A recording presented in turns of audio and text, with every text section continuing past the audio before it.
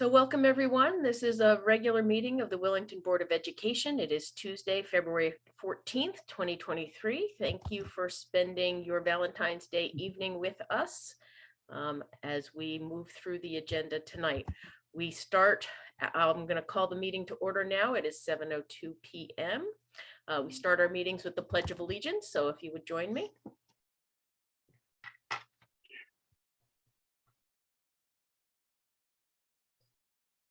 I pledge allegiance to the flag of the United States of America and and to the republic for which it stands, one nation, under God, indivisible, with liberty and justice for all. Thank you all. We also start our meetings with time to hear from the citizens of Willington during our time for present to speak at the beginning and end of our regular meetings. If you would like to join us, we ask first that you recognize recognize that you want to speak by either raising your virtual hand using the button at the bottom of your screen under reactions, or you can come on the screen by turning on the video. And if we can see you physically raising your hand, that will work as well. We ask that you start with your address and keep your minutes, keep your time that you're speaking to 3 minutes, please, so that everyone who can speak can fit in and we can get through our agenda quickly. Nicholas Tella, I recognize your hand is up. Hey, Nick Tella, 49 Myrtle. Happy Valentine's Day, everyone. I just wanted to start off with the meeting for the budget, the workshop. When you go into the agenda on the website, usually you can click on the agenda and there's a meeting code or a passcode you can enter. There was nothing at all, even listed in the town website to get onto that call. So I know myself, I missed it completely because of that. Second of all, one of the big selling points, and something I've talked about in the past, probably keep on talking about this because it's so important, is that the operational savings of 550,440 coming from salaries. Is the Board of Education on board with releasing teachers to increase the student to teacher ratio? Because I understand the principal is going to be let go, but the other people, it appears, would be teachers being let go. Is the Board of Education okay with letting teachers go if the new school is pushed through? Thank you. Is there anyone else who'd like to speak? If you could raise your hand or come on screen, we can recognize you. If not, there's time at the end of the meeting as well for us to hear from you if you would like to do that. Okay, seeing no one, we will move ahead with the chairman's report. In honor of the fact that it is Valentine's Day, I'm not going to make any extensive comments and we will brush right ahead so you can get on with your evening at the end of the meeting. We certainly have plenty to cover tonight, so I'd like to keep it as short as we can. But let's move on to communications then. None. We're moving fast. Okay, then the superintendent's report. Okay. So I wanted to give you a quick update on our ARPA requests. This is under my general update. The ARPA Commission voted to table the center school playground servicing for now. It's obviously still in play over there. No pun intended, but it hasn't been approved yet. They will discuss it at a later date. They did vote to fund the recess equipment. They actually upped what we had asked for. So they gave $3,000 to each school, which is great. The principals will be working with students to identify what items to purchase, which is the kids are going to love. I think that's going to be a great thing. And then it did approve ARPA 44, the extended learning opportunities, and they gave $10,000 to each school. And that is the principals, again, will be working to identify kind of extension programming. It could be in school or field trip based type things through various agencies. You know, think about the Connecticut Science Center or something like that. So that funding goes through next year. So thanks to the ARPA Commission, and I'll keep you posted as far as the playground goes. I'm going to share my screen for something fun. In a minute. I have one more thing to do before I do that. We had 4 HMS students qualify for the 2023 All-State Elementary Chorus, which is great. So I just wanted to let the board know, Cash Woodworth, Paige Lahane, Tay Langevin, and Bryce Lee. They're going to be participating in a music festival in concert at the end of March, and it's at the Connecticut Convention Center. So that is an exciting celebration for some of our students. Now I'm going to share my screen for the next thing. We also had a group of HMS students attend the Eastern Connecticut Math Counts, the Eastern Connecticut Chapter Math Counts competition. It's a series of 4 levels of competition. You're school-based first, then chapter, then state, then national. And each level of competition has 4 rounds. There's like a sprint, a target, team, and then a countdown round. This group is the group that went. There was 125 students that participated from the region. And obviously we sent 5 students there.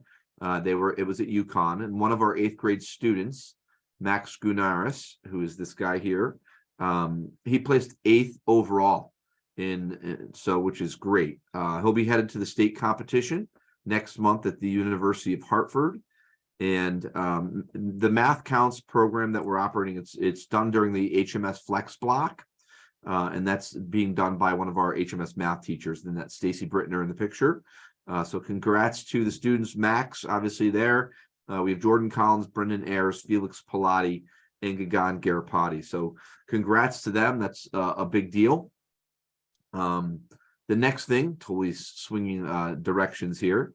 You had asked about library books. So I thought the best way to kind of share about library books was to show some pictures. So this is the library at Center School, just to give you a sense, and I did not take pictures of Hall yet, but just to give you a sense of what's there. I mean, our shelves are stacked.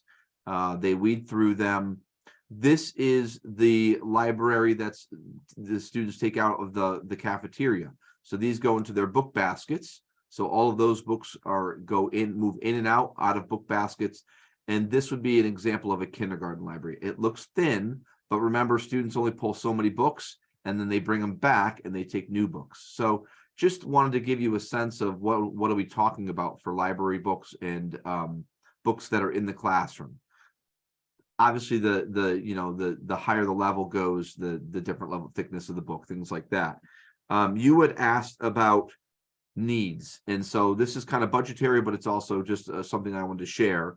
Our library media specialist had sent me an email and said that Amy Redding's at Center School the majority of her time. So she spent years weeding through those and kind of keeping up with materials there.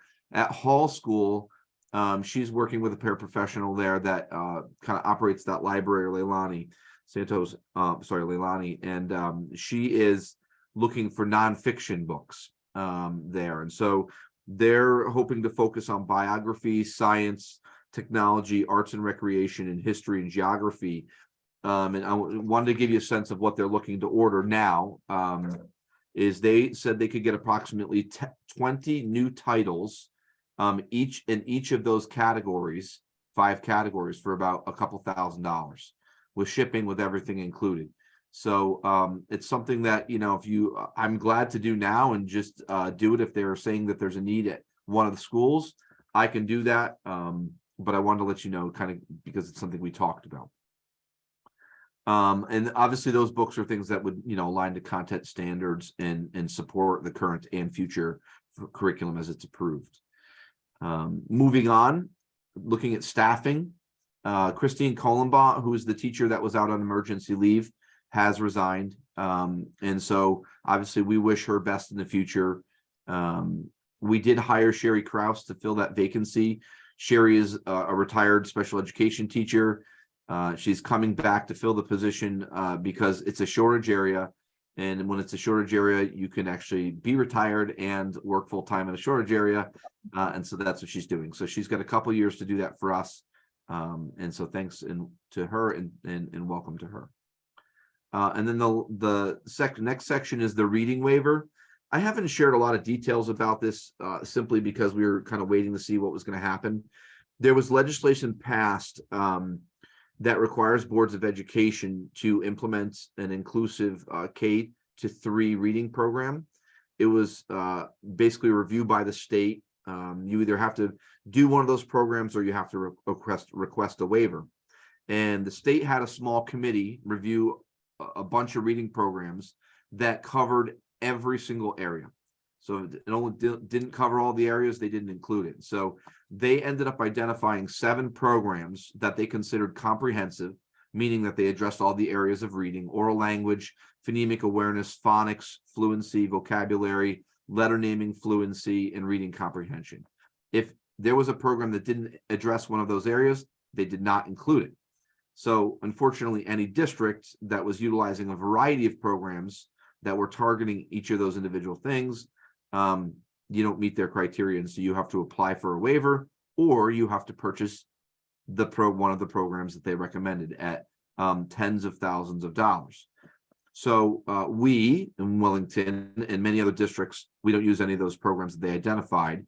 So as a result, we're working on a waiver, and our waiver has to attest that the curriculum and the programs that we are using are utilizing evidence and scientifically based that meets that criteria, which they are, and we have to demonstrate how we're addressing the areas of reading, which by looking at the curriculum and the science of reading of what we've been doing, it's built into it. And I can go into greater detail on this if we need to. Maybe this could be a presentation in the future, but we've been addressing the science of reading for a couple of years now, which is obviously why we've committed all this time and money towards professional development, the letters training. This is all tied to it. Some of the new programming and again, directly aligned to our curriculum. I will tell you that I may have given Dr. Conley some gray hairs because I asked her to spearhead this waiver application, and because it's the first time the state's ever used it. It's a significant amount of work so far, and I'm still proofreading. It's 50 plus pages long to do the waiver. That's where we're at. We have to include data on that. Look, if she's coming on just so she can show her gray hair, I'm sure. It's a lot of work, and so we have to submit that. I believe it's by February 28th, so we have a couple weeks. We're in the final stages of that, and basically it's just showing that the things that we have in place to address each of those reading areas. We have to share how we're doing it, what data we're looking at, and that we're addressing reading achievement gaps. So I will tell you that there's some places that are spending $100,000 plus for new programs and training, and I just don't think that was the best route to go with all the work that we've done and the pieces that we've already we're ahead of districts on. So that's the reading waiver. And I wanted to give a quick update on the school building committee. Phil, if you could hold on, Herb has a question on the Sure. reading waiver. Go ahead, Herb. Yep. Come off mute. You're gonna have to come off mute, Herb.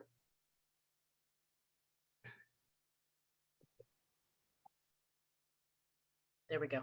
Phil, if we have, well, we're providing the A3 students with the equivalent or better program that the state wants, but if we don't apply for a waiver, does that mean that we're not eligible for the $12 million or $15 million that we could hire for coaches? No. So that money the state has right now is for districts that want to ask for funds to support the purchase of some of these new programs. What I'll tell you is a program's not a curriculum. And the other thing is the amount of money, and I'm not trying to throw the state under the bus on this because the legislators made this decision. The amount of money that the state has to cover the number of districts that need the funds, it's not even close to cover. It wouldn't be worth it. Yeah, it's not even close.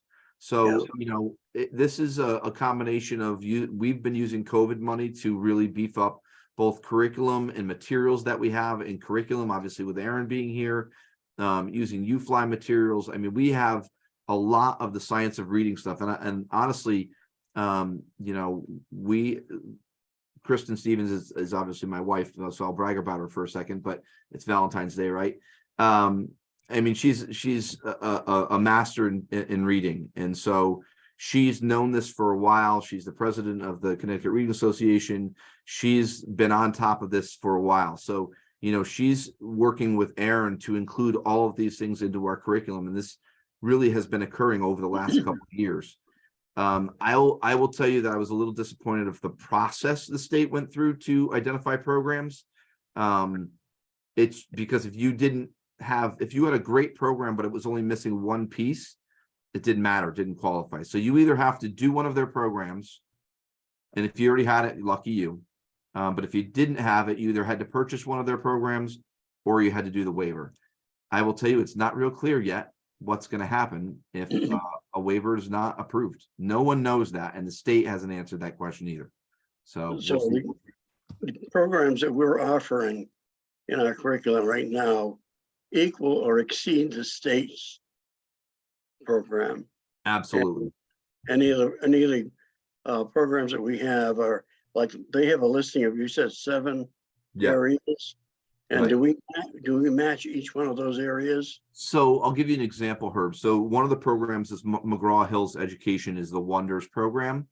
And so that Wonders program, the people that evaluate the programs, they say, I'm being very political here, Brianna, as I see you. They believe that Wonders program meets all of the reading expectations for phonemic awareness, for phonics, for fluency, for all of those things. We have sometimes individual programs. We might use an individual program that is for comprehension and fluency. We might use a program for phonics alone. We might use a program for oral language. So we're using, to short answer, yes, the programs that we are using meet or exceed what the state has. We're just using multiple programs and writing it into our curriculum, which is an important piece to remember, to build to meet their expectation. Does that So answer your question, Herb? You feel comfortable that we'll be able to get a waiver? I'm going to be honest, Herb, I have no idea what the state's going to do with these waivers because there's a lot of people Yes. submitting them. But I will tell you that they are going to have a very, very hard time defending what has been written because there's a ton of research within our waiver. And I'm glad to share that with anybody. It's, Aaron and I recently talked about this, about maybe we would pull together, I don't know how we do this going from 50 plus pages to one, but just to share like a 1-page overall, these are the programs we're using. These are how they meet the science of reading and how we're implementing them. Just, I think it's a good snapshot for people to see. But I want to get her through the waiver and trying to concentrate on curriculum as well. Right. And that's just for K3. It doesn't include Correct. the other Correct. grades. And not to scare anybody, and Aaron, I don't know if you've heard this, but there was discussion yesterday. There's a group of math folks that have started the science of math.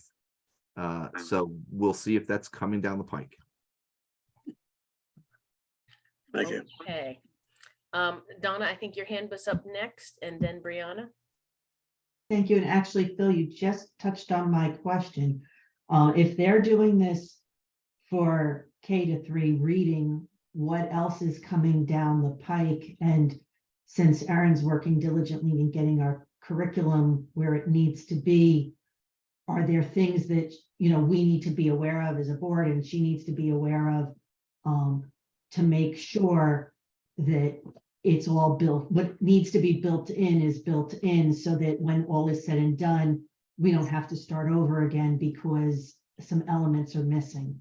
Yeah. So last year when the legislation was being proposed, every district was going full steam ahead with what the direction they were going, not knowing what was going to happen, not knowing what the programs were going to be, not knowing what there was going to be waivers. So we've adapted, and we will continue to adapt where we are. And the thing that I particularly like about not being locked into a program is if some new resource comes out and it's just incredible, we would go that route. And it might not be a resource that's a whole program. It might just be one specific area of reading. So, it gives you that flexibility. The other part of that answer is, yes, there's no legislation being proposed right now that I know of, and we track this, that has anything other than, we were actually surprised there was no legislation to stop this. but there's nothing around math or science, but we'll stay tuned. Model curriculum is supposed to come out, but it's supposed to be something that you can utilize, not be forced onto districts. So stay tuned, Donna. And it's not unusual for the state to be behind the advances in innovations. So frequently things will happen, we can adopt them and be benefiting from them well before the state ever decides to pass any rules or regulations. So Correct. it's good that we're able to be quick on the turnaround there. Go ahead, Yeah. Brianna. Yeah, like others, we're wondering how long this waiver will stand, and hopefully the answer is it's going to, and everything's going to be okay. Aaron, breathe deeply. And it is frustrating when you are told you have to pick a program when you know that little pieces of this and little pieces of that are exactly what your students need. So it's tough to put that all together. And then Phil, you brought up that Wonders program. The reading coordinator that I work with compared page by page the piloted new sample that was sent to the school with the old one. It is exactly the same pictures, the same everything. So you can see how the companies are really loving this new legislation and taking full advantage of it. So there's that piece of it too. Money maker. Mhm. Yeah, it used to be Common Core aligned. That's what they throw right on the cover of their textbooks. Now it could be Science of Reading aligned. Herb, go ahead. Yeah, just one quick question, Phil. If we apply for a waiver, do we have to do it within a few days or a couple of weeks, or? So Didn't they put a deadline on it for sometime Yes. in February? it's February 28th. It's due. And we're closing in on being done. We're proofreading. We've got some final things to do that Aaron's been working on. So we'll submit, we'll make sure we're on time with our deadline. And then we'll wait and see. And Brianna hit the nail on the head. There's been no response so far of how long your waiver will last. Where is there an expectation that this is going to need to be done every year, or when you change curriculum, adjust curriculum? There's no response on that. My superintendent's group that was in yesterday with a group of legislators and senators basically said, look, if that comes forward, if there is a date on it, you're going to see a lot of copy and paste. Because there's a lot of work that went into this. It's just, it's taking some of that power away from boards of education locally. And it's Yeah, fair I to wish say we that would check the date, however, because it seems to me it was sometime this month that they wanted the application. Oh, it is. It's the 28th. I know it's Aaron, correct? It's February 28th. That's when it's due. Yeah. Yep. I was going to say, I think it's fair to say it's going to take them months and months to read through these. To read them. We're not going to hear whether or not we've gotten it probably till the summer, beginning of next school year. I give them a couple of years. For them to Couple of years ask on that one. another one, and it Right. takes them 6 months to get through it or longer. Yeah. We'd hope it would last a little longer. Okay, thanks, Phil, for that update on the reading waiver. So the last item I had was the school building committee. And I'm sure people know, but I just think it's important to say, the SBC school building committee did recommend a new school on a new site to go to referendum. And they recommended adding a second question for an auditorium. So there are two separate things. Their SBC is basically following along. It's kind of a selectmen's process at this point, going through the Planning and Zoning Commission, the Board of Selectmen, the Board of Finance. We're just going through the process. There's a meeting on Thursday night with the SBC and Board of Finance to answer some questions. So just stay tuned on those things. If you want me to email you some important dates to pay attention to, I'm glad to do that. And at this point, the anticipated referendum is March 28th. That is a, kind of a hold, but, there's plenty of things that we want to make sure we take care of the process and do it right. That could change that date, but that's the date that's a tentative hold for us right now. And there would also be a town meeting before that, correct, Phil? The Correct. I think referendum it's- would be the end of March, and then the middle of March would be a town meeting, not for a vote, for conversation and questions. Correct.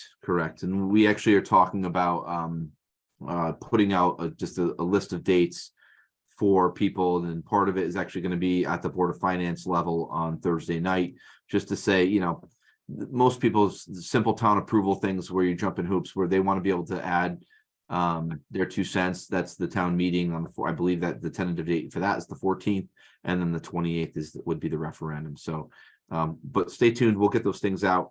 On the same line, I think it's important for you all to know the tentative meeting, town meeting at this point is March 14th. That is the same night as your Board of Education meeting, regularly scheduled. And my suggestion to you is, if and that's it's a statutory process, so they have to go back a certain number of days, so they can't change the 14th. That's when it would be.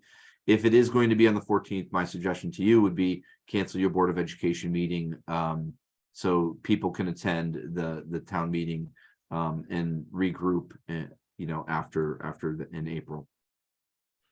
If there was anything that couldn't wait until April, we could always hold a special meeting, but many of the things this time of year can certainly hold until the next month if need be. So still hold that date open, and we will let you know if we will be having our regular meeting, or if we will cancel because it is double booked.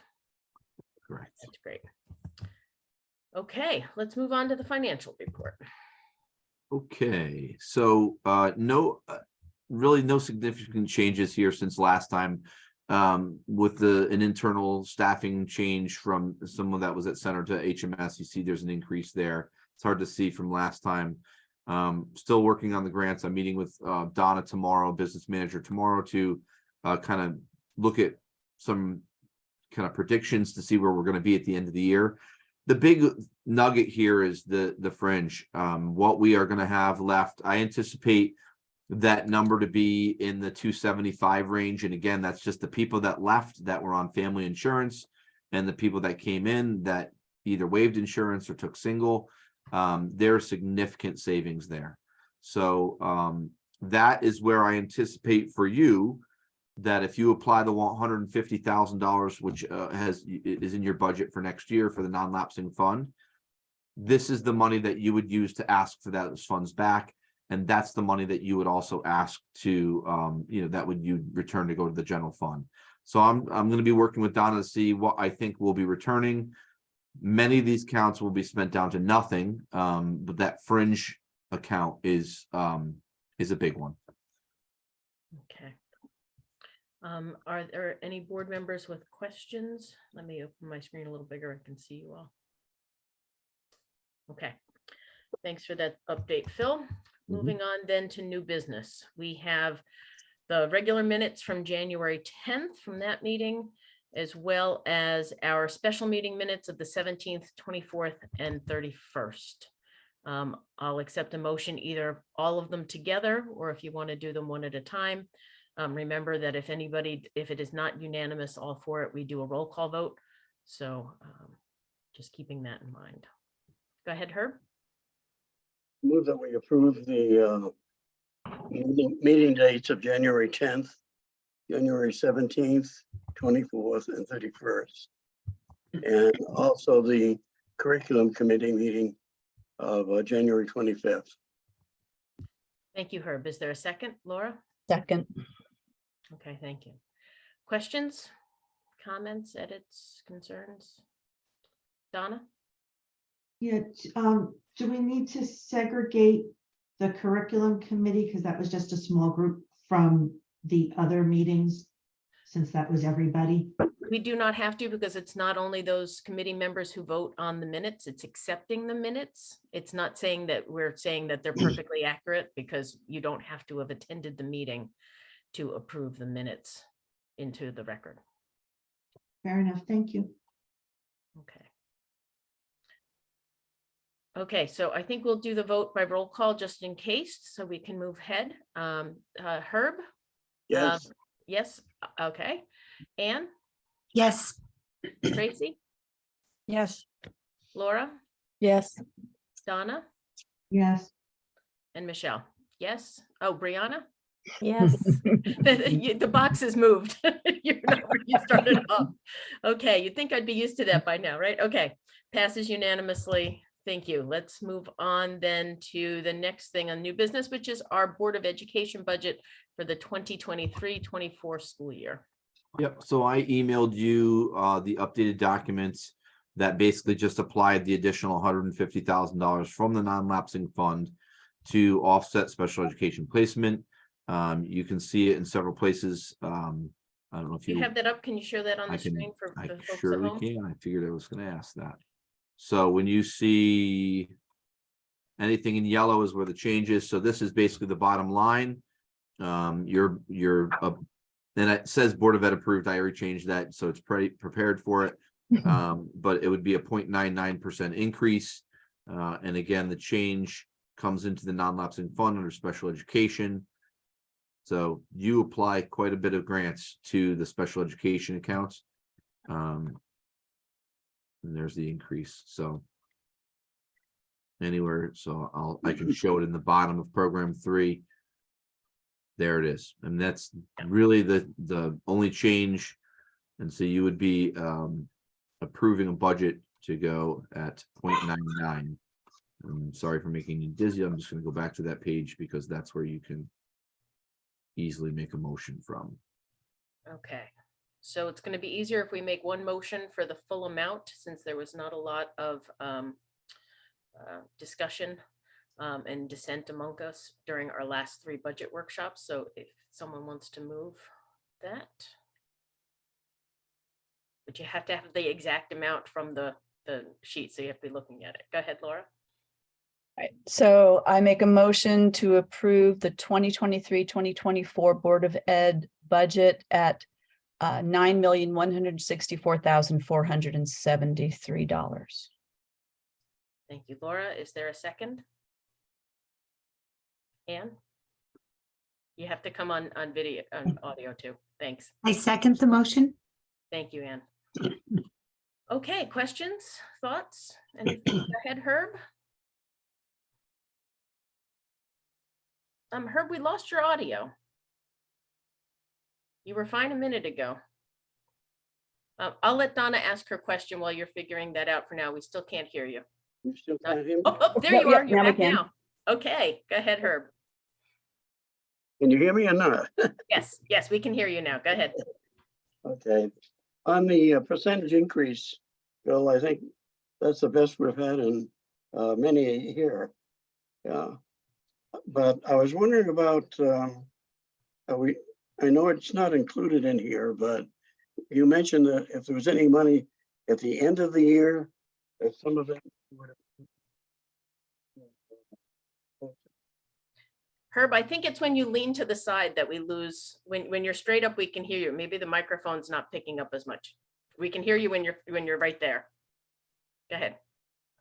Okay, as far as the budget is concerned, if there's any money left at the end of the year, that some of that money would be applied to books for the library. Absolutely. Yes. And specifically nonfiction books in the middle school. Is that right? And that's just their first list. Yeah. First Right. pass, fair enough. Yeah. 0.99%. Sounds like it's on discount, doesn't it? Donna, if you want to come off mute. There you are. This is kind of a mixed bag for me. First of all, I am thankful for the 0.99% increase versus something more substantial. What we need to be aware of is a couple things. One is if I take that 9.1 million and I divide it by our 392 students, we are spending over $23,000 per student. That is a boatload of money. I am concerned because of prior conversations we've had where approximately 50% of our students are not meeting minimum standards. And I'm sure you've seen in the news what's happening in Baltimore. Their situation is more desperate, I will say. And just so anybody who's listening doesn't know, everybody on the Board of Ed is a volunteer. We do not get paid. we give of our time because it's something we feel we should be doing for a variety of reasons. In Maryland, in Baltimore, they are paid 0% of their students are meeting minimum standards. And then there's talk of all sorts of things, including misappropriation of funds, because when you're spending big amount of dollars and you're getting no results, there's a problem. We're spending a big amount of dollars. We're spending more money to, have Erin come in and try and fix some of our problems. But I think we need to be cognizant of the fact that we're spending over $23,000 per student, and our results don't, in my opinion, are not that of somebody that's, we're paying $23,000 for. So hopefully the corrections and the adjustments that Erin's making will help fix this. But I think that, Phil, you're going to need to look in deep to see if there's other things, whether it's a cultural environment, disciplinary issues, whatever that it is. I don't know. We haven't been in the schools. But I think that the townspeople deserve good bang for their buck. And on the surface, this isn't it. Brianna, I see your hands up. Yeah, I was just gonna say with the math there, make sure to remember that some of those big ticket items are like our fuel and our transportation costs. So not all of the money goes directly to the kid, like ratio money to child. There's all that other stuff in there too. And Brianna, as we've noted over the years, for a small district, any small district, we can have a 400% increase in the number of students outplaced from one year, plus or minus. So some years we have money left over, some years we have to go back and ask for more money because we have new needs that are legally required for us to meet. So some of those needs are very important, that we are able to provide high quality services for our children. I do want to thank you, Donna, for reiterating the fact that we do not get paid. We are all volunteers. But I do want to make sure that it's clear for the record that in no way is Willington like Baltimore. Maybe we could find one small way somehow, except that certainly the problems that they've experienced in that district with misappropriation of funds is not a problem here. We are not at all worried or concerned about any of those issues in this town. We're always worried about student success, and we can always do better. Every student can always do better. So we're working on improving things, but I just wanted for the record to say that it's worth being aware of what's happening elsewhere, but to be clear that is not a concern for us in Willington. Go ahead, Donna, and then Herb. And I just want to clarify that I am not accusing anybody of stealing money from the school district, doing something slimy. It's that when you pay for a product or a service and you don't get the results that you expect for paying for it, that's where the issue comes in. Yeah, Thank no, I'm aware that's what you were saying, Donna. I was Okay, not I just didn't- saying I you were wanted to- misappropriating. I just wanted to clarify in case someone came in or was, from home. Sometimes you have one ear on the TV and one ear on this, and I just wanted wanted to be sure. just wanted to reiterate that. Fair enough. Herb, did I see your hand up? Yes, I want to agree with Brianna in that in computing the cost of the students in the school does not take into consideration the entire budget, the contractual things and things like that. I don't know how the state does it exactly, but they don't include certain things. So the cost per student in Willington historically over the last several years anyway has been around 16,500, maybe in that particular area. The thing that bothers me though, the money that we spend on education is the driving force in providing the proper education for our students. And I think that Phil does a good job in allocating money in certain areas, but a lot of the money goes for teacher salaries, for fuel, for all of those things, and a small percentage is left for other things like enrichment courses, enrichment activities, and things like that. And I think that's another area that we have a problem with. And even though we're coming in with a point, whatever it is, 9, there are areas that we could, if we spent more money, we would be able to provide for our students. And I honestly think that the enrichment would be another area. And the other area is sports. I mean, we do provide a minimum number of sports, but in other schools our size, they have other things that they're providing that we don't have, you know. And I can name off 5 or 6 sports that come to mind. But in any event, it's a good budget. Thank you for that, Herb. You know that every year I have a long list of things that I say, Phil, did you want to think about this? And he's always like, no. So Yeah. I'm with you that there are lots of things that we could have added to this budget. I think It's on his bucket we were list. fiscally conservative. The fact that we have contractual increases of 2.75%, 3% that are substantial. And to offset that with other savings elsewhere really shows some of Phil's capacity for fiscal management. So we thank you and your team, Phil, for coming up with a budget that could be under 1%. Go ahead, Brianna. I think part of that too is building maintenance. Because honestly, 0.99% increase is pretty amazing, I think. And I do believe Phil makes magic happen with what little he has, and it's really amazing and impressive. I just wish that there were funds for him to do more, do all. So hopefully with our school building committee and the projects going forward, whatever they may be, we can show some support for that by standing behind the projects or figuring out ways to get dollars to fix the things or build new things. There we go. Thanks, Tracy. I see your hands up. You're Yes, on. I just want to, we also have to keep in mind, I agree.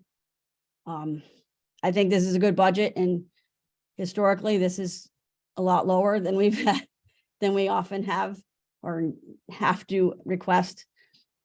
We also need to keep in mind that there's a lot of unfunded mandates that are included in our budget that we have no control over. We have a very small percentage of items that we do have control over. And as far as what the product is that we're getting out of it, we have to,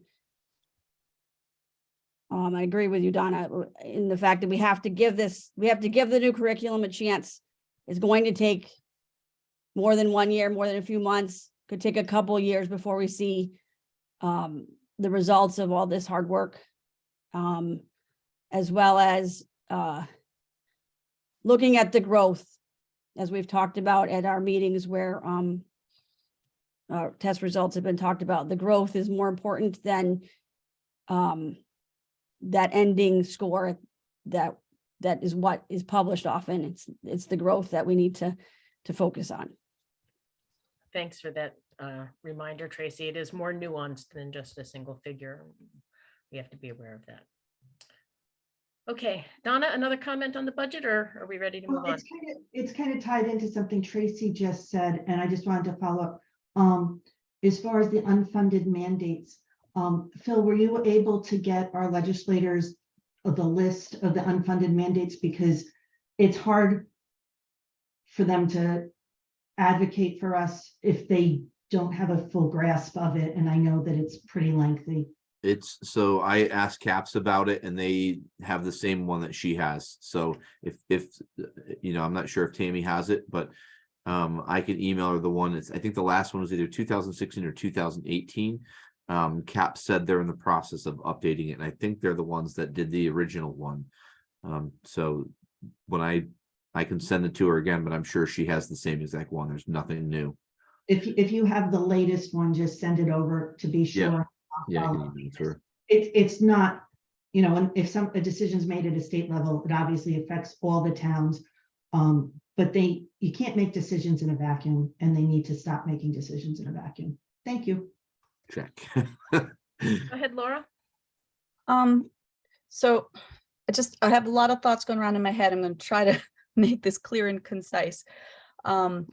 So yeah, very happy that it's a 0.99 budget. I do agree very much with Herb that there are a lot of things we want for our children, and enrichment opportunities, whether they're clubs, sports, those are very, very important. And that our children, and this is something that really goes to my heart, our children are not products. It's not a business. Education is not a business. We are not making a product. And the standardized tests, the high stakes tests that have been implemented since 2001 are one measure. They're one measure of a child. And I really hate when that is used as the only measure of our children and how successful they are, because there are so many other measures. I look at the music and theater programs that we have had historically at Hall, and the children, and these are former students of mine who have gone on into amazing careers. I look at students that have gone, you know, the math program that we've had at Hall has historically been incredibly strong, and our students have gone into careers in math and engineering. It's, you know, the standardized tests are just one measure, and we've talked about this before. We have to look at multiple measures of success, because children are so much more than a number on a test that they take, you know, one time during the year. So yes, you know, this is a budget discussion. I'm very happy with 0.99. I wish it were more, to be able to provide more services. As far as the cost per pupil, we've mentioned a number of things. When you're a small district, there's a critical mass that you have to spend to keep up buildings and have enough teachers to do different programs. And when you have less students, it's going to be more per student. It just is going to be, but it is reasonable. So yeah, so like I'm gonna, like I said, I was trying to get my thoughts together before I talked. But I am very happy, 0.99. Oh, the last piece was just, you know, we are still coming out of the pandemic and all the disruptions, the economic disruptions, and families who really had their lives disrupted. So, you know, I think it is important that we've kept it as low as possible. But it is something we need to think in the future, like, you know, when do we start investing more in these different programs that are really important for our students? So that's it. Thank you, Laura. Okay, are we ready to move on? I have one more quick question. Okay, so can we keep this to the budget? Yeah, no, I just want to make sure, because both Herb and Laura brought up special, you know, important points about the enrichment stuff. Phil, in your superintendent's report, you talked about each school being given, I think it was $10,000. Can that $10,000 be used for those kind of enrichment things that Herb and Laura were asking about? So that we're gonna, and I'm gonna be honest with you, I want that to be as student driven as possible. It's really funding that, you know, was given to the Board of Education and really to the students of Willington to try and figure out what is a priority, what would they be interested in those things. And so obviously principals are helping lead that. But yeah, I mean, the type of thing, we're trying to maximize the number of kids that get to participate in something, right? Whatever it is. We talked about that there's a New England sailing group that has all sorts of program that's incredible. Probably things, experiences kids wouldn't be able to do otherwise. things like, we're trying to get that, doing the field trip to Washington, DC. We're trying to do more of those things. I'll be honest with you, MK at the middle school is operating on quite a number of clubs. She's got it going there, and thanks to the staff for doing that. That's a big deal. We need to keep those things going, expanding. The thing where I'm looking for growth for us, and it's not necessarily a financial thing, Donna. It's trying to build interest in different clubs and maybe including some community members.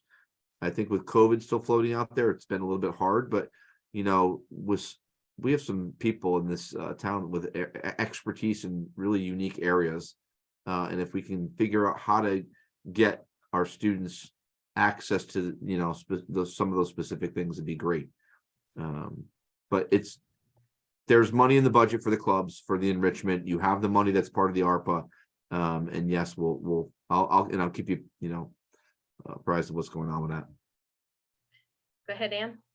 I was going to say almost exactly what Phil said. At the middle school, the kids select activities that they're interested in, and some are built in the school day, and they select out of a menu of activities that can be enrichment or just any other kind of activity. And then there's also after school clubs. So I think we do have a lot going on. The opportunity to be in plays and choruses and bands, and that may be more, but they're getting some really good opportunities that way too. Okay, thanks for that, Ann. I think the relationship back to the budget is that some of these funds are being provided by federal ARP-ESSER funds. If we are going to sustain these programs, we're going to have to look at this again next year when it comes time to budget season next year. So I'm going to put a pin in that this funding is not forever. It's one-time funding. If there are additional pieces that we'd like to have, if the community wants to see more of these, they need to communicate back to us that that's what they'd like to see and like us to invest in as well. Okay. Michelle, can I get the final word? Sure. Before you Go vote? ahead.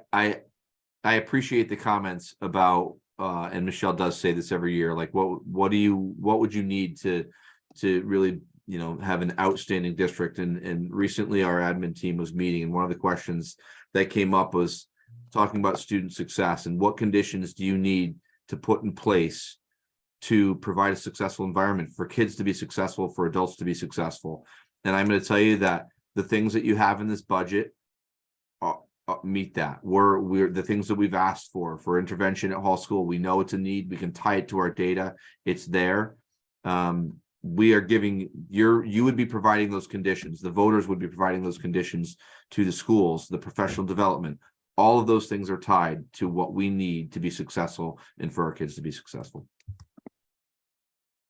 Okay, so since that was the last word, I'm going to move to a vote to approve the budget at the amount that was in the motion. I don't have it right in front of me to repeat it. Does anybody need that number again? Are we good?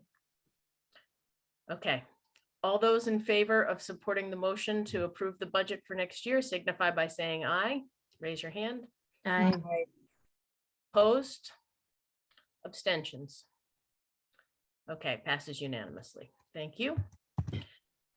Moving on then to the next item is our phonics curriculum review, the first reading of this. This is not for a vote. This is for our initial discussion, for future discussion after that for a vote.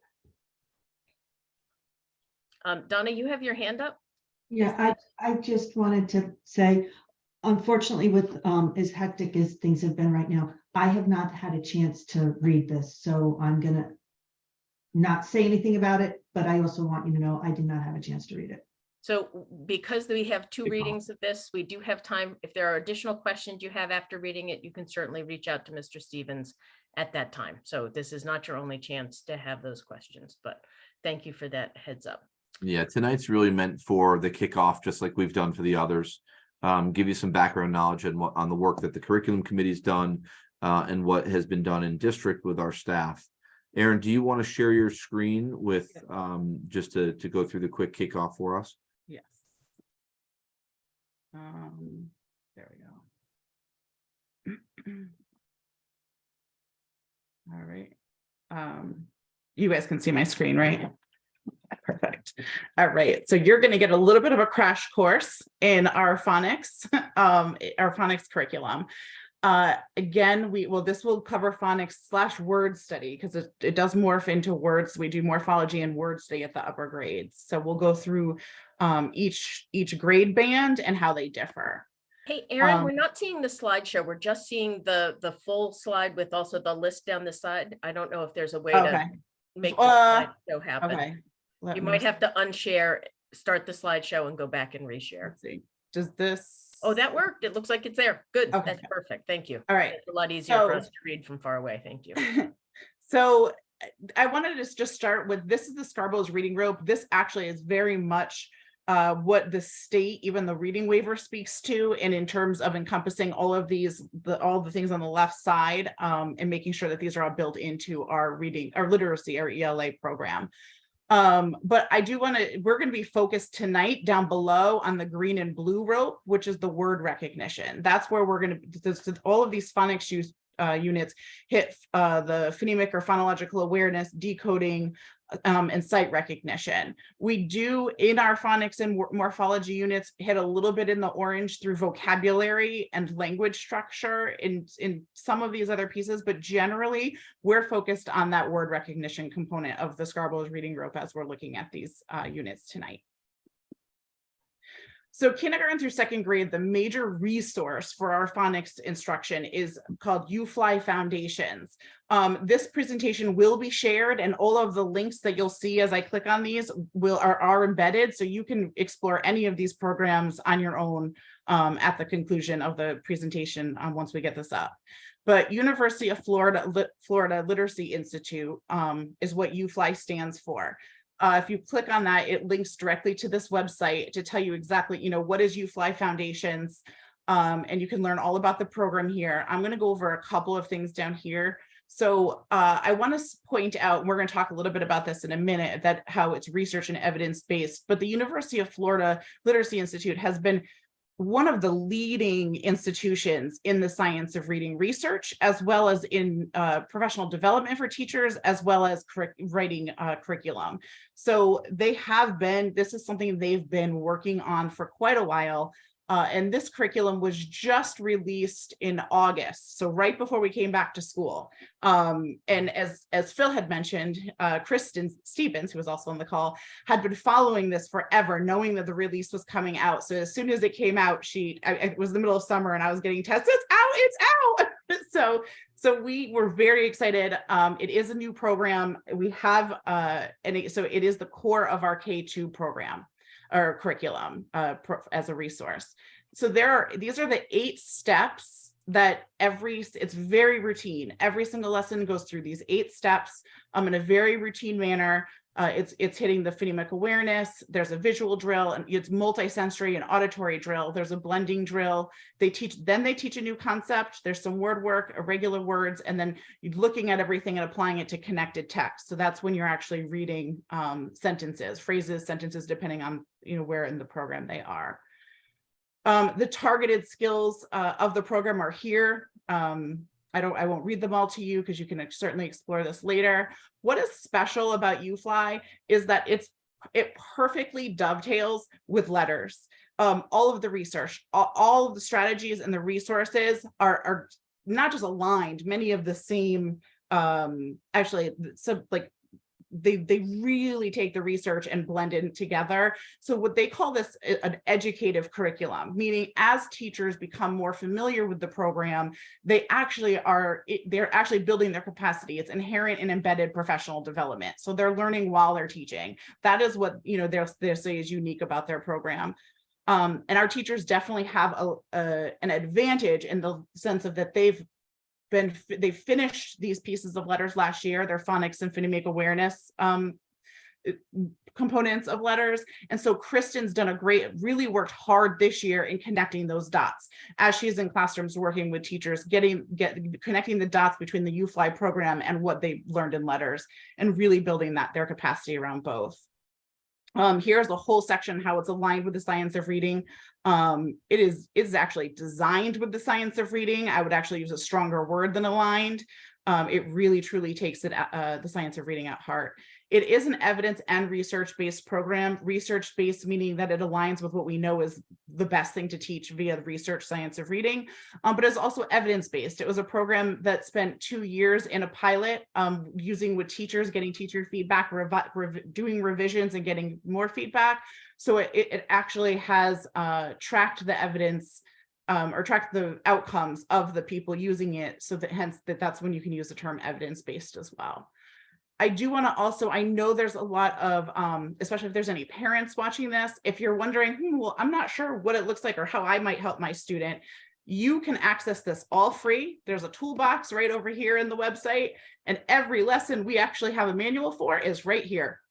So you have access to the lessons yourself. You can, so you can see exactly what was done in class if there's a specific lesson. And then there's actually decodable text examples over here. This probably tells you what to buy, but you can see the titles. But that is, so let me just go back to, here we go. So that is the University of Florida Literacy Institute Foundation, so UFLA Foundations program. And as I said, it's our major resource. I'm going to go over a sound wall in a second, but another new component is the sound wall in K through 2 classrooms. Actually, this year we have them all the way up through 4th grade. But also additionally, there are, we talked about the word recognition of Scarborough's rope and how it focuses on that. And it does it following a very routine process. That process is spaced out over 2 days. So the way that's broken up, you see there's 8 steps there. Day 1, so let's just take a given week. So Monday, they're doing steps 1 through 5. Tuesday, they're doing steps 6 through 8. So those, the word work, irregular words and connected text. And then the next day, they do the next concept, or they go to a new, the next lesson. They do steps 1 through 5 on Wednesday, 6 through 8 on Thursday, and then Friday is a review and assessment.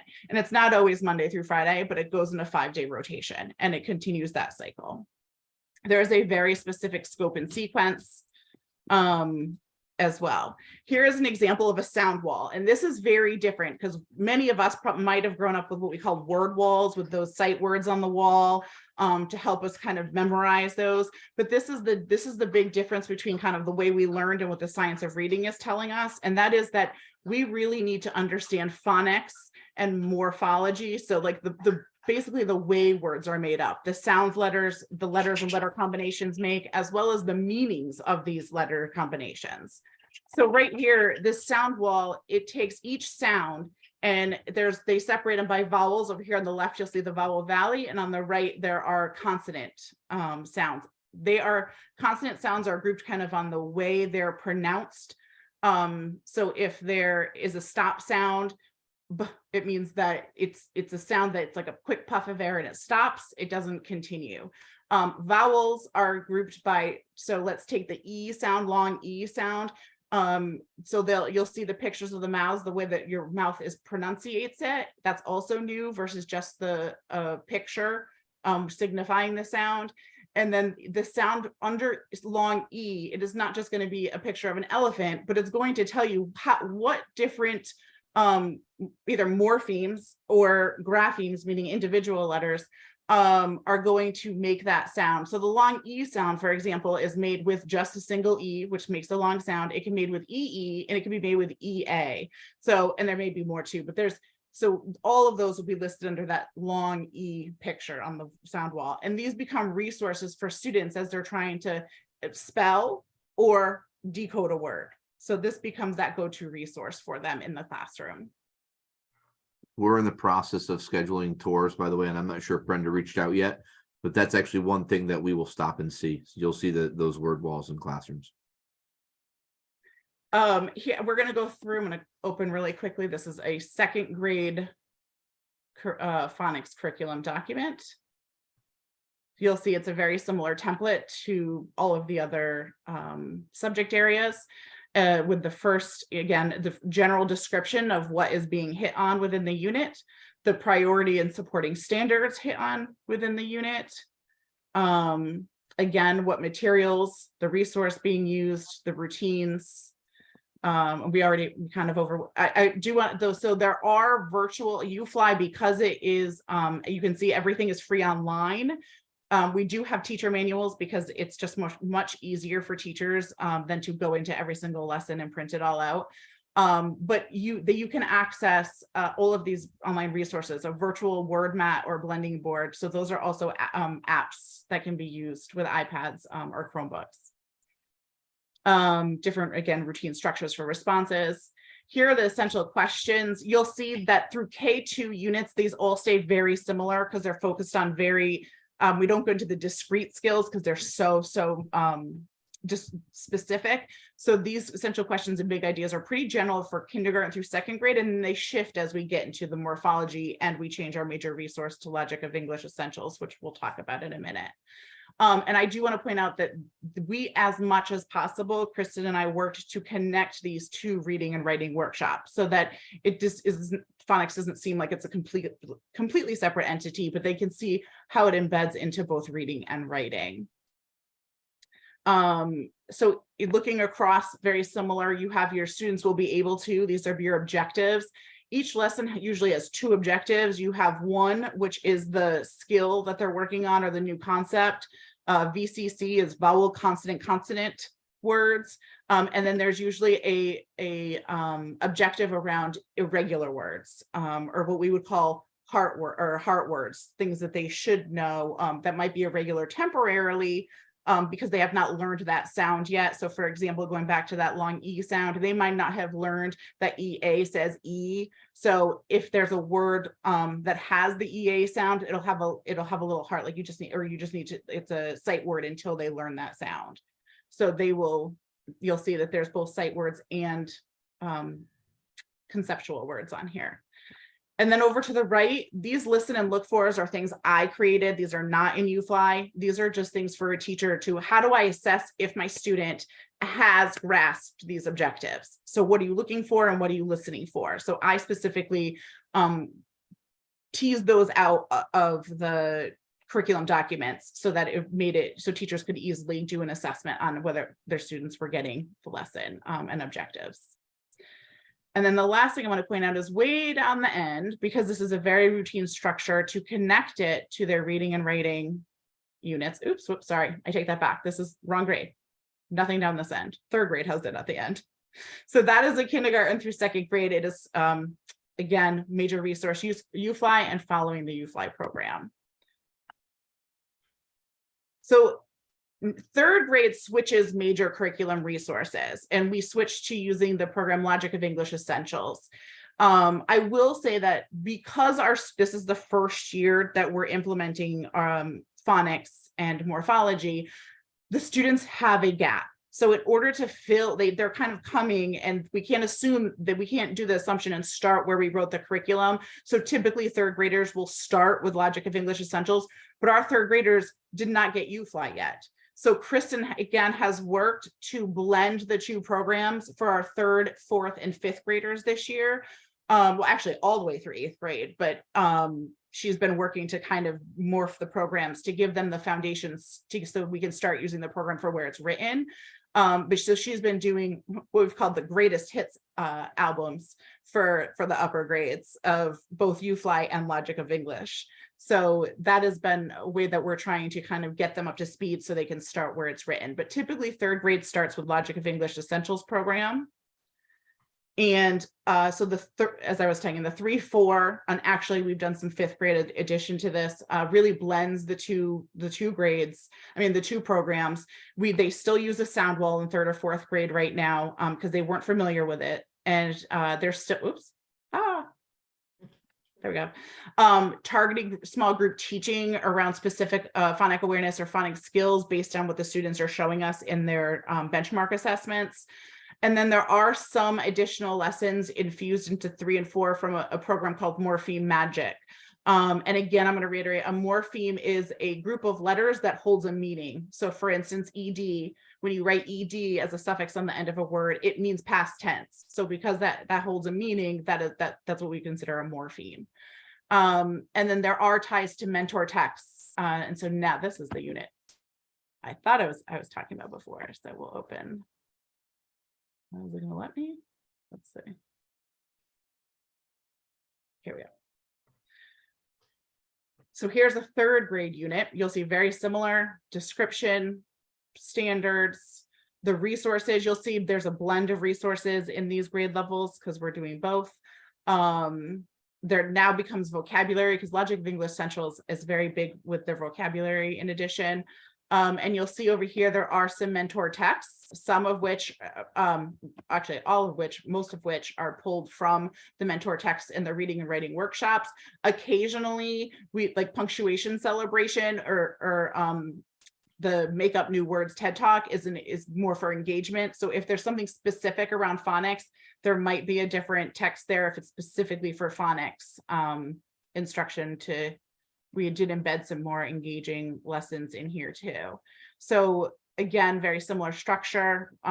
These really only have the one objective of what they're hitting and the listen and look fors on the side, but I'm going to scroll down here because I wanted to give you an idea. They look very similar to the structured reads so right here. So you'll see here's some additional lessons to build vocabulary. So this is hitting the jobs of the apostrophe. There's the objective, there's the vocabulary, you're looking at the o'clocks. We're using the book Punctuation Celebration for that, the directions and kind of what assessment there is. Here's another one with Noah Webster. And so it's his words when they're looking at the creation of the dictionary. So again, getting them engaged in this work. Why is it important to learn about our language and the history of it?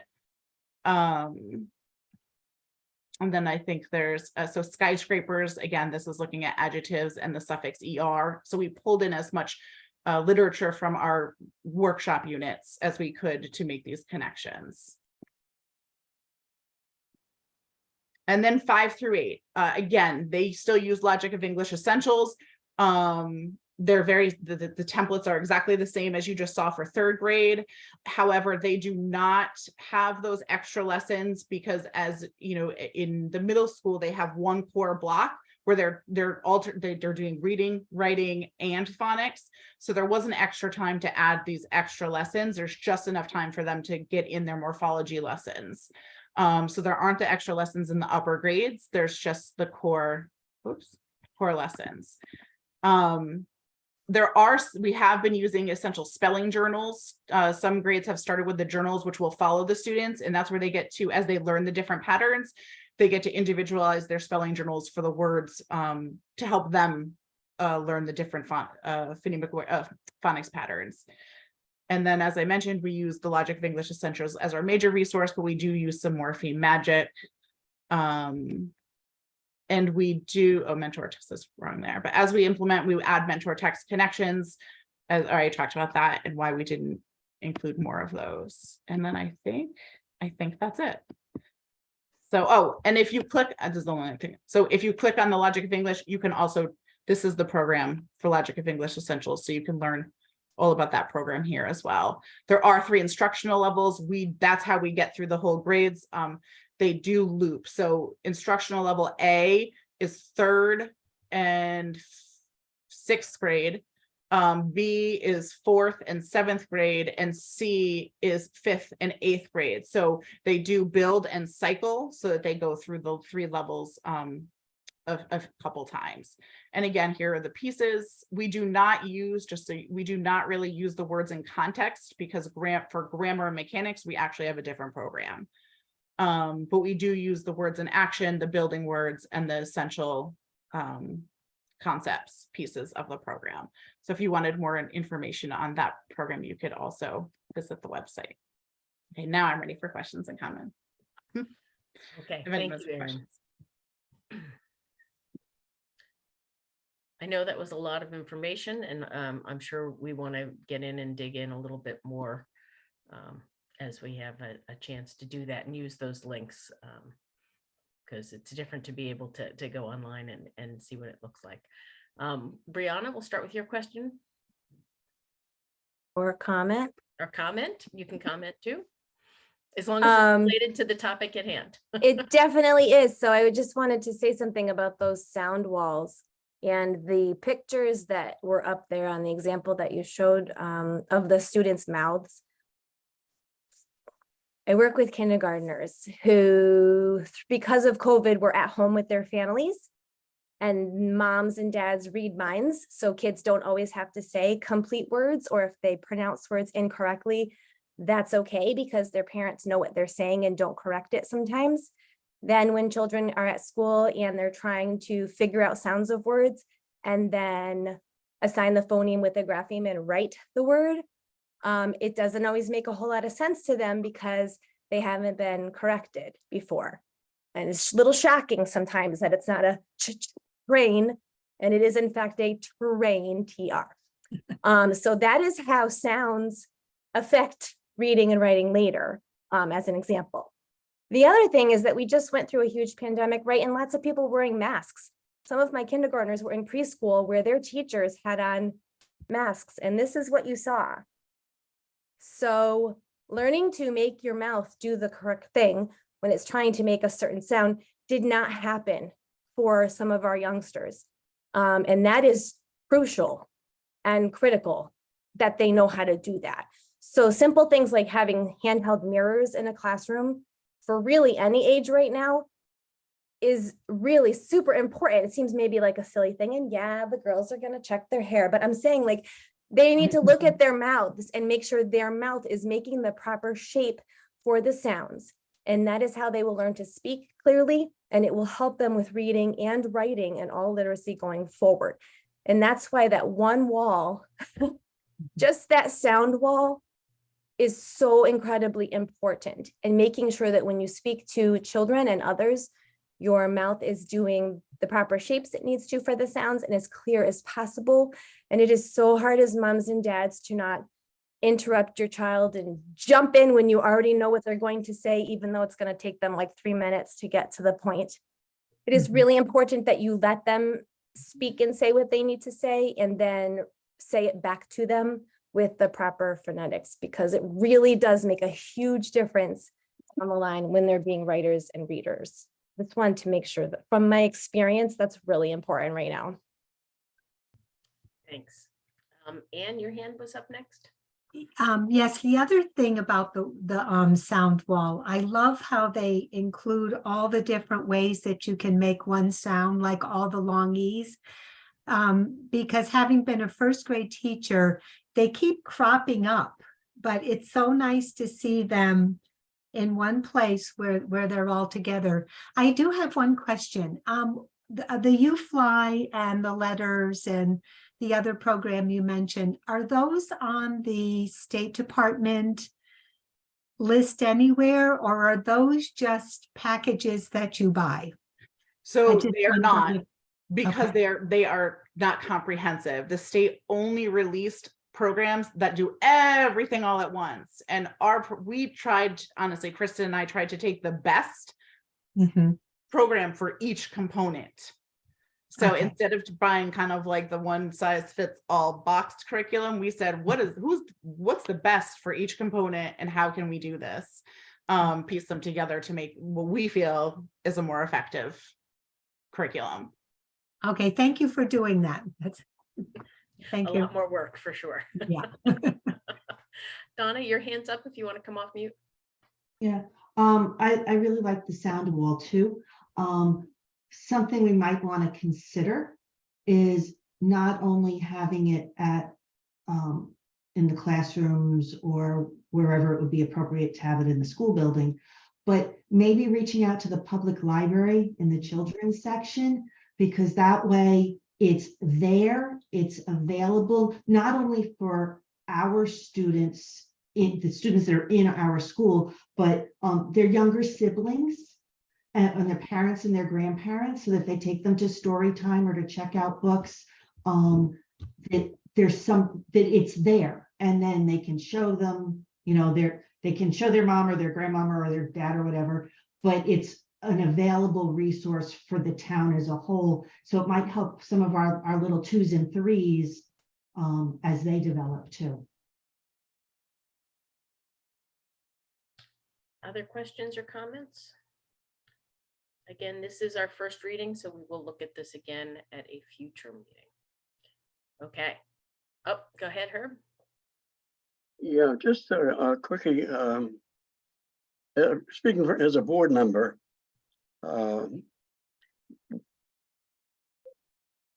I'm not sure. I know the curriculum is out and it's very extensive and it's well done. And most curriculums I've seen have a lot of material there. But as a layman, if I look at this, I would want to see have access to a lesson. What does a lesson really look like? Those of you teaching, for example, know exactly what it is, but also some of the materials. I think in the beginning of your presentation, you flash some materials that are used for UFly and flashcards and things like that. And but in the curriculum itself, it doesn't mention these extensively. I don't know what you understand what I'm trying to get at, but are the materials available? Booklets, note books, workbooks, things of that kind. So there are spelling journals. So at the upper, actually, they started around second grade, I think, is actually using some of them.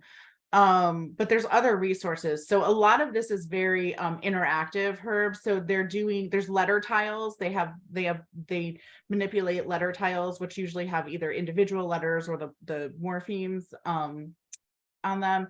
And then there's and some of them are, you can, again, I think, Kristen, I think most of our teachers use the hard letter tiles, not the app. Am I correct in saying that?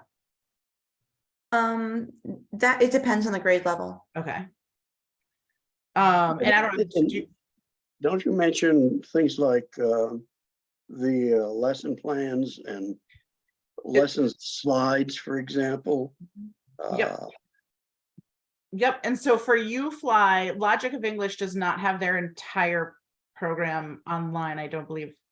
Right. So that can provide you a lesson plan, but UFly, the link to the toolbox that I had showed earlier, those are the actual lesson plans. So you can actually pull up a UFly lesson and the slides are linked in there as well. So you could actually look to see exactly what the teachers have. Can I add to that, or just absolutely? For UFly, they don't have the lessons, they have the slides. So the lessons are in a manual. Sorry. So I just want to make that clear. But there are the slides so there's a lesson and then the slides, and it's basically like, so you get 50% of the lesson on the website. The other 50% is in the manual, that's print. Now, do most of our staff members understand the curriculum and have used it? Have they had professional development in the use of the curriculum yet? Or is that down the road somewhere? I'm going to let Kristen speak to that because she has been working really hard on that this year. I've been working with pre-K through 8, and I pretty much have a full schedule from about 7:45 until the end of the day. I'm going into classrooms in either modeling lessons or co-teaching or watching teachers teach lessons. And then we have opportunities during meeting times to be able to talk about what we're doing during the time that I'm in the classroom and some further professional development. So a lot of it has been, though, me coaching in the classroom. That's been the majority. So I spent the first 5 months of the school year coaching teachers, so they're feeling very comfortable to be able to take it on by themselves. And now we are, so Friday, we're actually doing a 2-hour professional development in both schools around their phonics units and their resources. How much time is devoted to UFly, say during the week? How much exposure does the students get in regard to this new curriculum?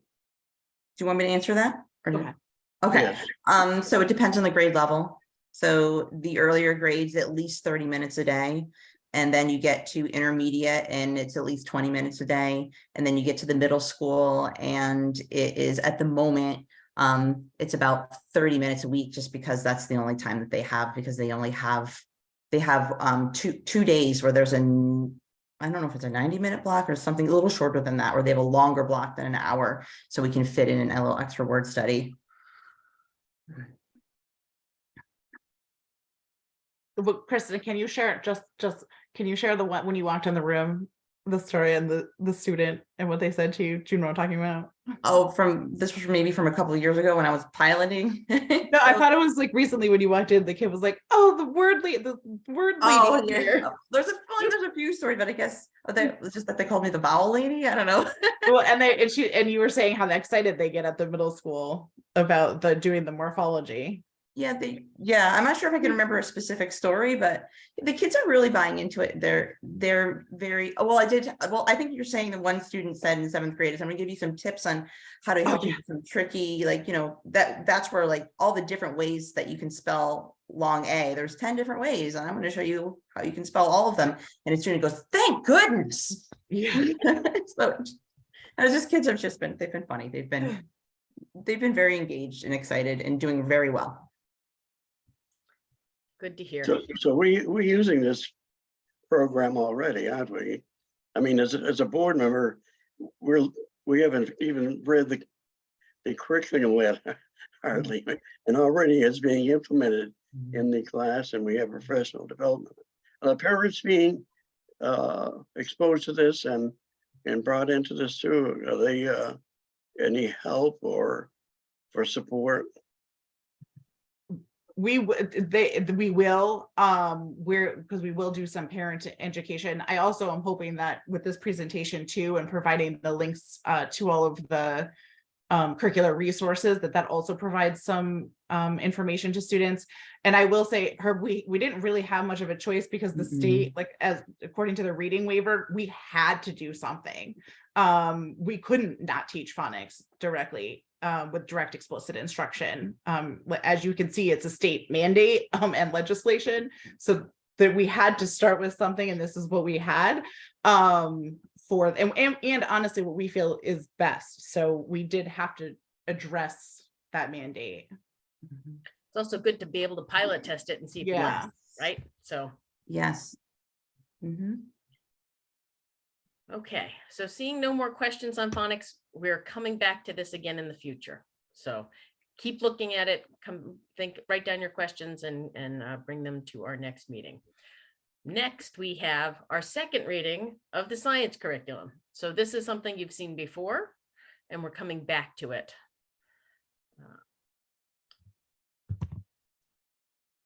For the second reading. I did not get any questions or beyond what we had gotten the first time. I'm not sure if anybody had any questions or additions. Aaron, I'm not sure if anything went directly to you. Okay.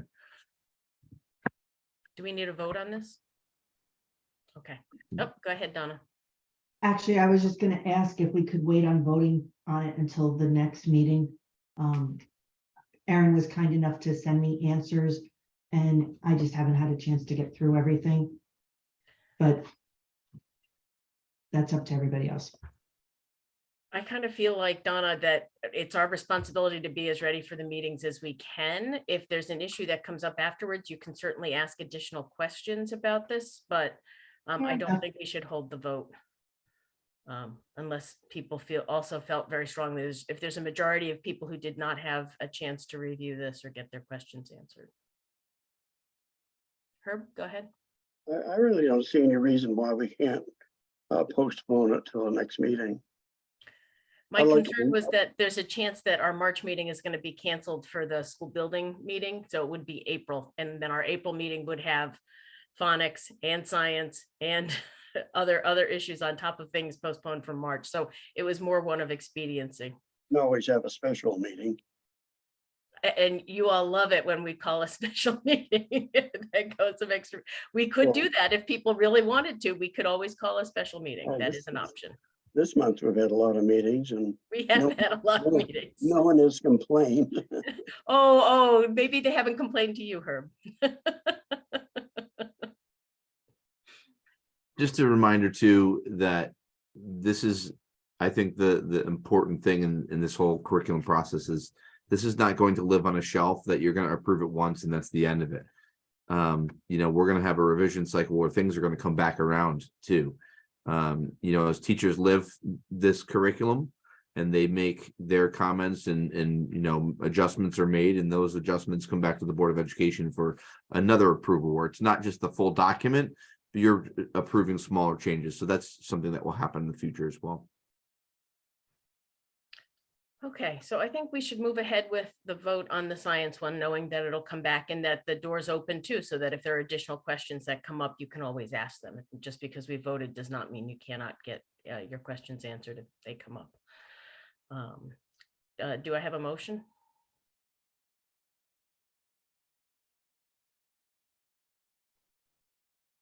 Go ahead, Tracy. I move that we approve the science curriculum. What else do I have to say besides that? Grades. Oh, Grades. grades, it's K through 8? Yeah. That's right, yeah, I read all those. She said to think for a minute, so you're getting later. They're starting to blur together. Is that what you're saying? Pre-K is in there because I know we have it in school, but then I had to think about whether we actually don't have the curriculum at that level. Fair enough. Is there a second for the motion? I'll second it. I'll second the Thank you, Ann. motion. Additional comments or questions or discussion? Okay, we'll go through roll call vote and I'll just go on my screen. So don't raise your hand and move around like last time. We'll see if we can do this relatively quick. All those in favor of supporting the passage of the science curriculum? Herb? Abstain. Abstain. Anne? Yes, Brianna? Yes. Tracy? Yes, Donna? No, Michelle? Yes. So the motion passes. Oh, Laura, I missed you. How did I miss you? Sorry, Laura, go ahead. Yes. Okay, for the record, Laura Rodriguez votes yes and the motion passes. Okay. Thank you. So moving on to the next item on the agenda is the public school calendar for next calendar year 23-24. We had an attachment that came with this. Yep, so we talked about this already. It was the meeting that Ann ran. Still have some professional development early release Fridays in there, but that number was more than cut in half. And again, with the intent to provide that opportunity for after school care, we would do that on those days. I think there's 6 days total. We're aligned to Ashford, E.O. Smith, Columbia, trying to get those days, as far as April vacation, things like that. We don't align everywhere because we have different contracts. But as far as where we can align, we have. And I did get feedback from the unions that they're supportive of what is in this calendar. Can I just point something out specifically on this calendar? It says September 31st is the first day for students. That's not what you mean. You mean to move that line up? Oh, yeah. It is Yes, that is in correct. chronological order. It's just under the wrong month. But if I were to see this, and I were a kid, I'd be like, an extra month of summer, how wonderful. And that is not what you are providing.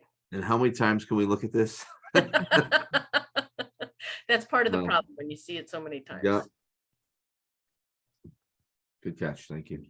Are there additional questions on the calendar?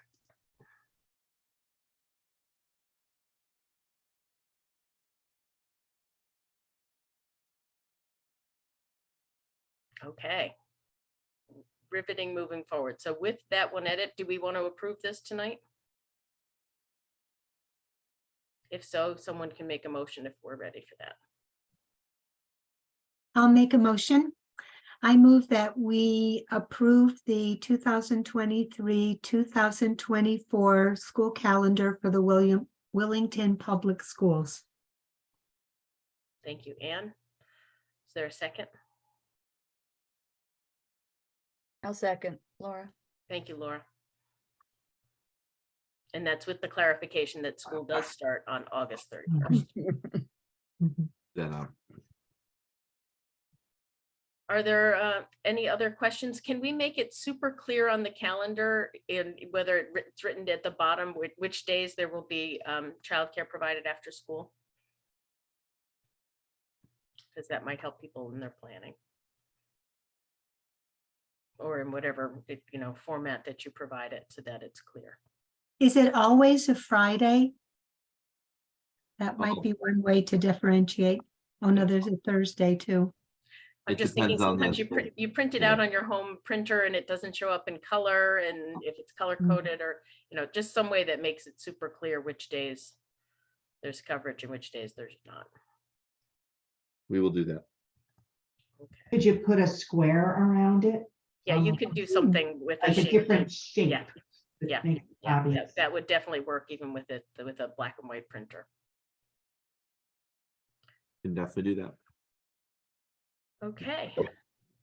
Not seeing any more comments or questions. Let's see if we can do this all at once. All those in favor of approving the calendar for next school year, 23-24, signify by saying aye or raising your hand. Aye. Opposed? Oh, okay, so we're gonna do this on roll call vote so we can go through. Herb? No. No. Ann Grosjean? Yes. Brianna Ross? Yes. Tracy Anderson? Yes. Laura Rodriguez? Yes. Donna Cook? Yes. And Michelle Cunningham, yes. Okay, motion passes. Okay, thank you. And I hope that'll be posted as soon as possible up on Tomorrow. the website, because parents like to see that and know ahead. Tomorrow, yep. Okay, we are at the end of our formal agenda. We have time at the end of the meeting for present to speak, where we allow citizens of Willington to speak to the board. We ask that you start with your name and address and keep your comments to 3 minutes. You can let us know that you want to speak by using the reactions button at the bottom of your screen, or turning on the video and letting us see you so that we know you're here and want to speak. Okay, not seeing anyone who is willing to come on screen right now. We can save that for our next meeting. We'll move on to board comment. Who'd like to go first? Go ahead, Herb. Oh, you got to come off mute though. There we go. Well, very briefly, I'd like to wish everyone a happy Valentine's Day. This is a great day for everyone. Also, thank you, Phil, for presenting the budget within reason. 0.99 is good from some points of view, not from all points of view. Okay, and also Aaron and everyone associated with you and working on the curriculum. Thank you very much for your responding to our questions and presenting us with some really great information. Thanks again. Thanks, Herb. Who's next? Go ahead, Brianna. So congratulations to our musicians and Max and the mathematicians. That is so awesome. And I love how you're representing Willington out there in the world and showing them we are. We're all very proud of you.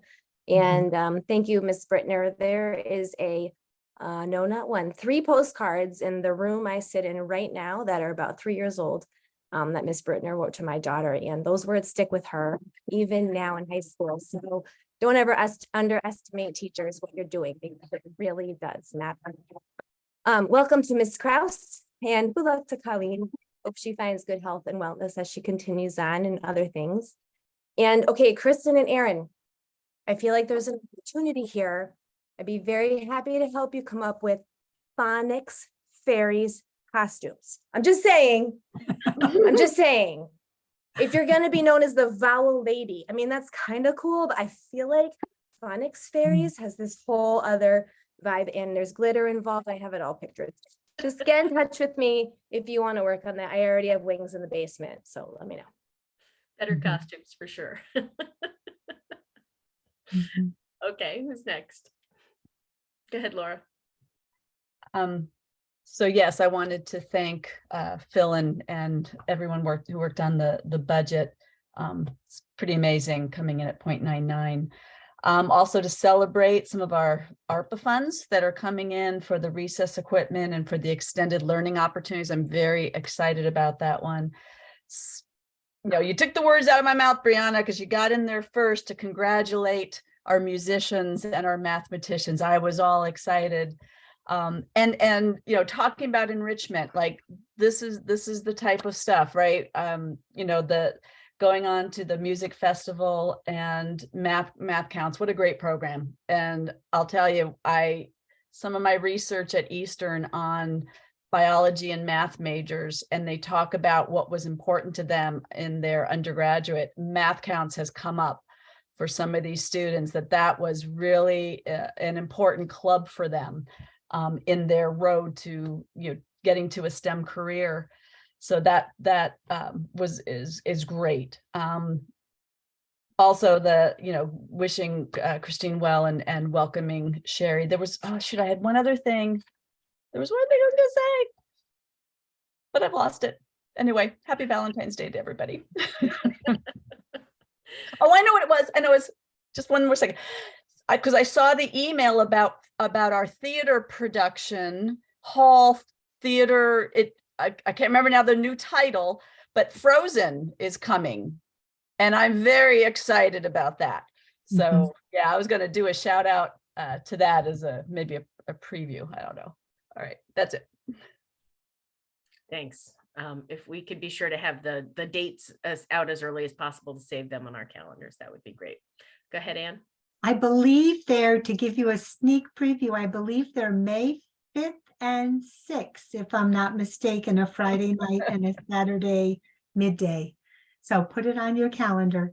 I wanted to really thank Erin and Kristen and everybody else involved in the phonics and science and the new curricula.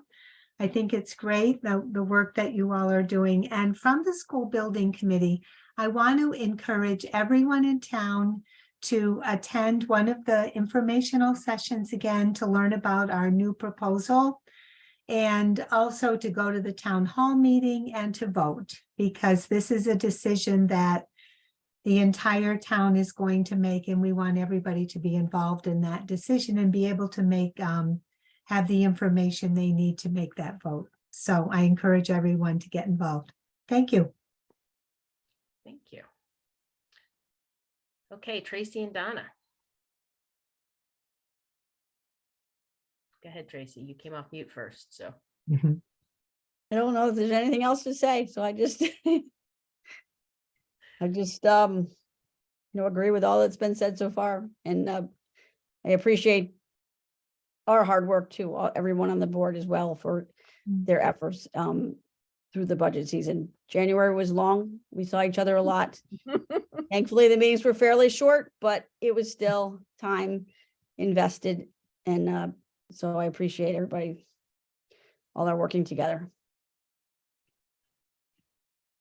Go ahead, Donna. Okay, and I too want to congratulate the students who excelled in areas that obviously they do because they love it, and that's exciting to see. I want to, Phil, if you could email us a copy of Erin's presentation so that we can have the links and look at it, I'd appreciate that. Couple things to keep in mind. I still haven't gotten the sex ed curriculum.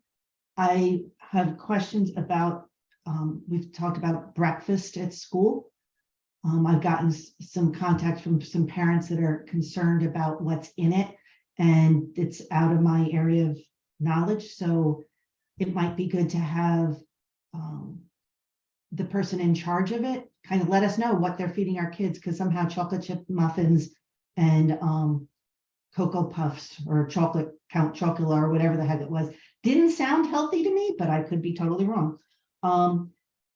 Something else we need to find out more about is there's a proposed bill number 3696 that at first glance looks kind of scary. It sounds like that will allow educators to teach what they want, how they want, no matter what the Board of Education guidelines are.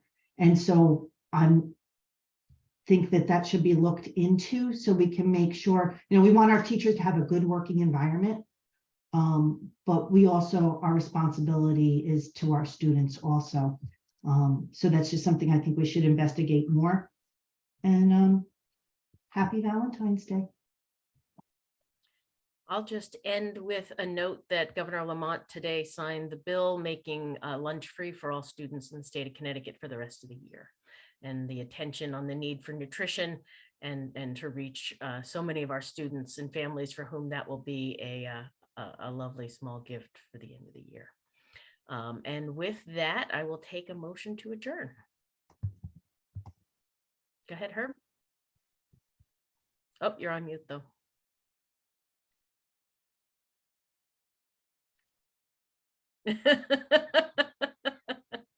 Okay, I'll read your mouth, Herb, and Herb moves that we adjourn tonight. Is there I a move that second? we adjourn this meeting.